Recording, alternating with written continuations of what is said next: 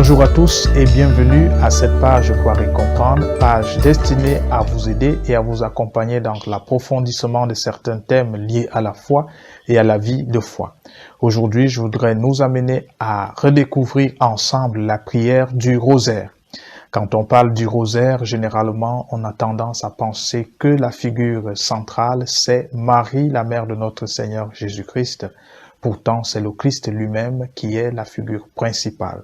En fait, le rosaire est une méditation sur le mystère du Christ, avec Marie bien sûr, mystère que l'Église a regroupé en 4 grands ensembles pour des raisons pédagogiques, mystère joyeux, glorieux, lumineux et douloureux.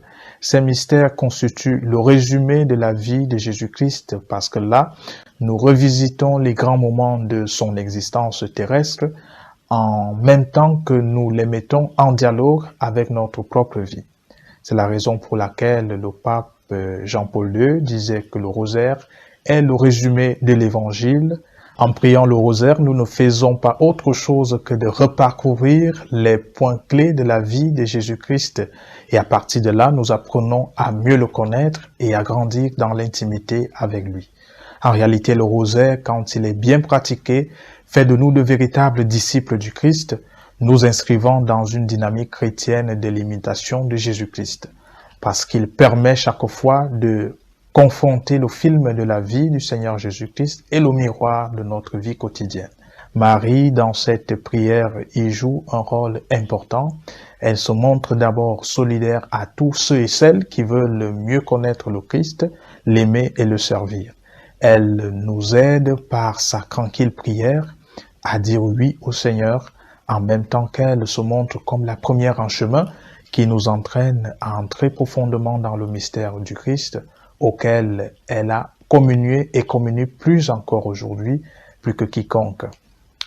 D'ailleurs, les 2 mystères glorieux qui sont réservés à Marie, l'Assomption et le couronnement au ciel, sont un avant-goût donné à ceux qui veulent vivre davantage la communion avec le Christ.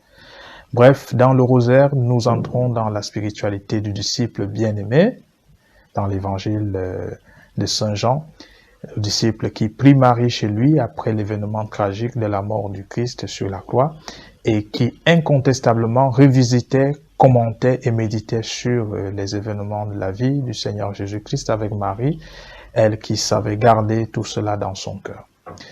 Voilà, c'est l'essentiel du rosaire, une prière que nous devons redécouvrir et réapprendre. Et quand elle est bien faite, il n'y a pas d'ennui quant à ce qui est de la longueur et de la routine. Vous avez dans les différentes procures, comme sur Internet aussi, des brochures qui vous donnent des détails pratiques sur cette prière. Merci d'avoir écouté cette vidéo, partagez-la au maximum et abonnez-vous si cela n'est pas encore fait pour ne pas manquer nos prochaines publications.